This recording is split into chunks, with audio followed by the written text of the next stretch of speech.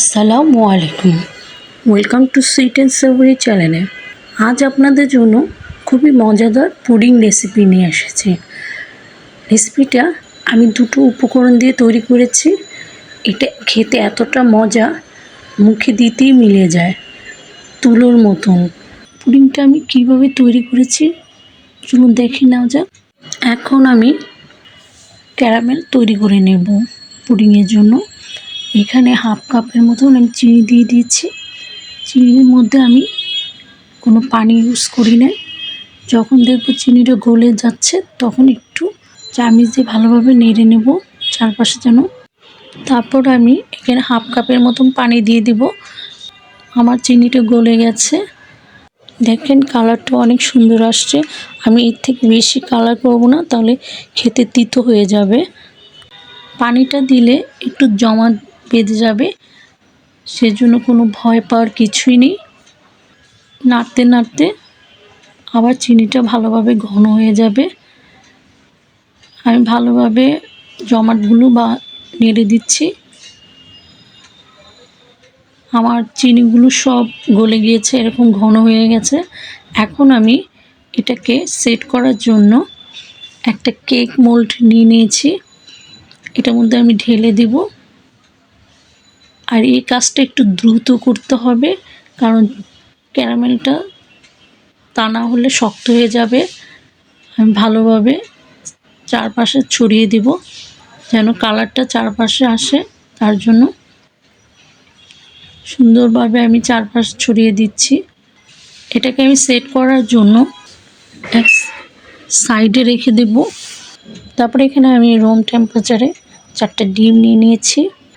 আমি 4টা ডিম আস্তে আস্তে সবগুলো ভেঙে নেব।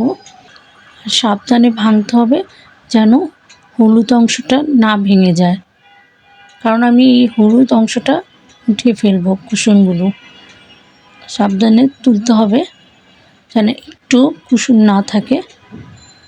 শুধু আমি সাদা অংশটা নেব ডিমের।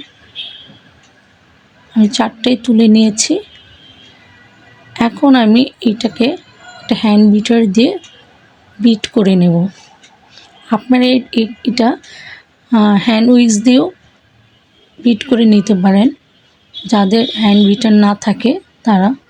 তারপর হাফ চামচের মতন একটু ভিনেগার দিয়ে দিলাম, যেমন সাদা সিরকা যেটা আমরা বলে থাকি।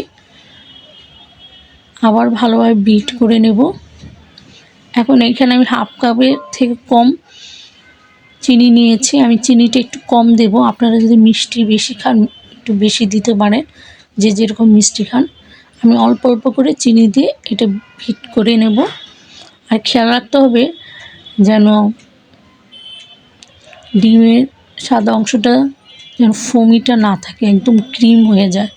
এখন একটু ভ্যানিলা এসেন্স দিয়ে দিলাম। আপনার ভ্যানিলা পাউডারও পাওয়া যায়, ওইটাও দিতে পারেন। তারপরে এটাকে আবার ভালোভাবে বিট করে নিলাম। দেখেন আমার ডিমের যে সাদা অংশটা একদম ক্রিমের মতো হয়ে গেছে। এখন এটাকে আমি যে ক্যারামেল সেট করতে রেখেছিলাম কেক মোল্ডটা, ওটার মধ্যে ঢেলে দেব। ঢেলে ভালোভাবে চারপাশে ছড়িয়ে দেব যেন কোনো দিকে ফাঁকা না থাকে। এটা খেতে অসম্ভব মজা, একবার হলে বানিয়ে খাবেন আর আমাকে কমেন্টস করে জানাবেন কেমন হয়েছে। আর আপনারা যদি এই ভিডিওটা ইউটিউব থেকে দেখে থাকেন অবশ্যই লাইক, শেয়ার, কমেন্টস, সাবস্ক্রাইব করবেন। আর এই ভিডিও ডিসক্রিপশন বক্সে আমার ফেসবুক লিঙ্কটা দেওয়া থাকবে, অবশ্যই লাইক, শেয়ার, ফলো দিয়ে রাখবেন।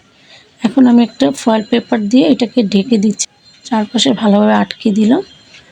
এখন আমি একটা হাঁড়িতে পানি বসিয়ে দিয়েছিলাম, মাঝখানে একটি স্ট্যান্ড বসে দিয়েছি, এর উপর দিয়ে দিলাম ঢাকনা দিয়ে এটাকে আমি 20 মিনিটের জন্য স্টিম করে নিলাম। দেখেন পুডিংটা হয়ে গেছে। এখন আমি পুডিংটা নামিয়ে ফেললাম। পুডিংটাকে ঠান্ডা হওয়ার পরেই আমি এটাকে মোল্ড আউট করে নিলাম। দেখেন ভিতরটা কতটা সুন্দর হয়েছে, আর এটা খেতে অসম্ভব মজা, মুখে দিলেই মিলে যাচ্ছে। একবার হলে বানিয়ে খাবেন আর আমাকে কমেন্টস করে জানাবেন কেমন হয়েছে। আমি একটু কেটে দেখাচ্ছি কেমন হয়েছে। চামচ লাগাতে উঠে আসছে, এতটা মজা আর এতটা সফট।